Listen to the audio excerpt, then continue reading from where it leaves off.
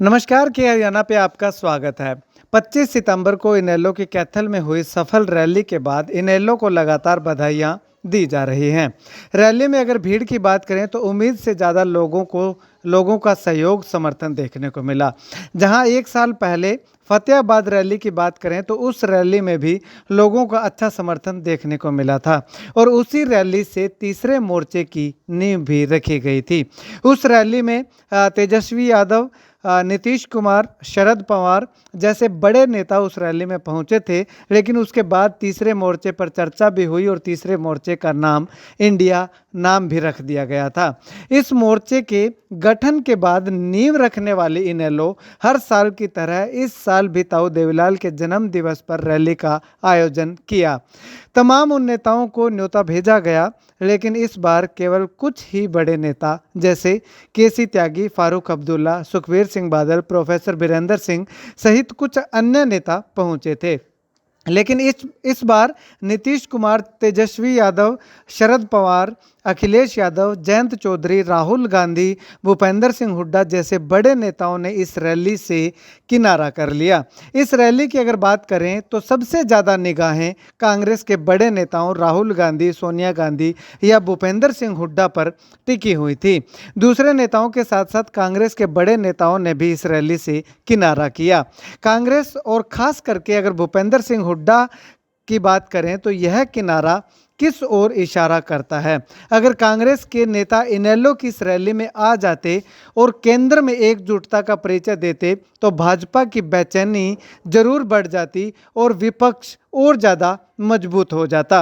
लेकिन कांग्रेस के नेताओं की दूरी कहीं न कहीं भाजपा की बेचैनी को सुकून में बदलने का काम तो नहीं कर दिया। अब हरियाणा में भूपेंद्र सिंह हुड्डा कदावर नेता हैं कांग्रेस के, ना तो वो खुद पहुंचे और ना ही किसी दूसरे नेता को भेजा। अब चर्चा लगातार यही चल रही है कि हुड्डा नहीं चाहते कि विपक्ष मजबूत हो। आप इस बारे में क्या कुछ कहना चाहेंगे? आपको क्या लगता है भूपेंद्र सिंह हुड्डा का किनारा किस ओर इशारा करता है? कमेंट सेक्शन में कमेंट करके जरूर बताइएगा। वहीं अगर भीड़ की बात करें तो इनेलो की रैली में लोगों ने तो अच्छा साथ दिया। जहां पंडाल में लोगों का हुजूम देखने को मिल रहा था, उससे कहीं ज़्यादा लोग पंडाल के बाहर जाम में फंसे हुए दिखाई दे रहे थे।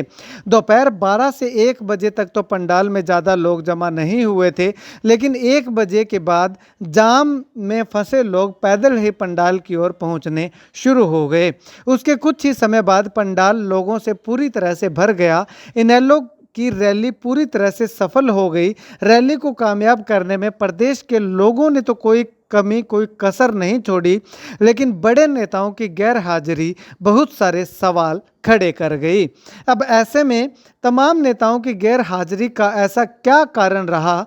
खास करके कांग्रेस के नेताओं पर पूरे प्रदेश की निगाह टिकी हुई थी। उनकी अगर बात करें तो आखिर ऐसा क्या कारण रहा होगा जिससे तमाम नेताओं ने रैली से किनारा कर लिया? भाजपा को जड़ से उखाड़ने का प्रण लेने वाले तमाम बड़े नेताओं की गैर हाजिरी कहीं न कहीं भाजपा को वापस लाने की ओर इशारा तो नहीं कर रही। और इसके अलावा अगर बात करें तो कांग्रेस में जो लगातार गुटबाजी देखने को मिल रही है, उसका फायदा कहीं न कहीं भारतीय जनता पार्टी को तो नहीं मिल जाएगा। ये सबसे बड़ा सवाल जो है वो प्रदेश की जनता के सामने और तमाम नेताओं पर लगता हुआ दिखाई दे रहा है। खैर, आप इस वीडियो को लेकर के क्या कुछ कहना चाहेंगे? आपकी क्या राय है? इस रैली में अगर कांग्रेस के तमाम नेता में से कोई एक नेता भी अगर शामिल हो जाता, चाहे राहुल गांधी, सोनिया गांधी या भूपेंद्र सिंह हुड्डा खास करके अगर शामिल हो जाते, तो इस रैली का प्रदेश की राजनीति पे क्या कुछ प्रभाव पड़ सकता था, वो भी आप जो है वो कमेंट सेक्शन में कमेंट करके ज़रूर बताइएगा। इसके साथ साथ अगर बात करें तो नीतीश कुमार और शरद पवार जैसे बड़े नेता अगर इस रैली में पहुंच जाते, क्योंकि जब नींव रखी गई थी तो उस समय तमाम दोनों बड़े नेता जो वो इस रैली में शामिल थे। 1 साल पहले की बात करें तो उस रैली में शामिल थे और तीसरे मोर्चे के गठन की चर्चाएं जो है वो लगातार शुरू हो गई थी। उस रैली में भी जिक्र किया गया था, लेकिन अब गठन होने के बाद, इंडिया नाम रखने के बाद वो तमाम बड़े नेता नहीं पहुंचे। तो इसके पीछे वजह आप लोग क्या मानते हैं? आपकी क्या कुछ राय है वो भी कमेंट सेक्शन में कमेंट करके ज़रूर बताइएगा। हम पिछले साल फतेहाबाद में इकट्ठा हुए थे।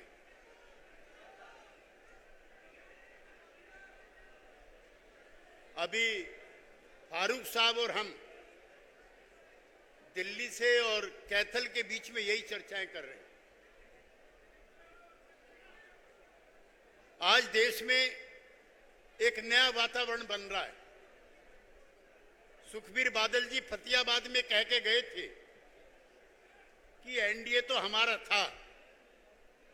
एनडीए में जनता दल यूनाइटेड था, अकाली दल था, शिवसेना थी, लोक दल था। अब सबके सब हम बाहर आ गए वहां से, तो अब कोई एनडीए नहीं बचा। अब एनडीए का मुकाबले की चीज बन गई इंडिया, और उसकी बुनियाद रखी गई थी फतेहाबाद में। याद करो, लड़ाई बहुत लंबी है और बहुत बड़ी है और बड़ी ताकत से है। जो लोग इसको नहीं समझेंगे वो इस लड़ाई को नहीं जीत सकते। और छोटे दिल से और तंग दिली से लड़ाई नहीं लड़ी जाएगी। हरियाणा के अंदर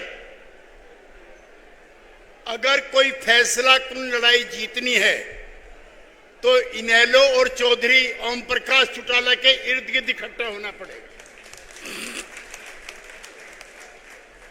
हम 10 की 10 सीट हरियाणा की बीजेपी से हारने को तैयार है, लेकिन हिस्सेदारी करने को तैयार नहीं है। ये कौन सा तर्क?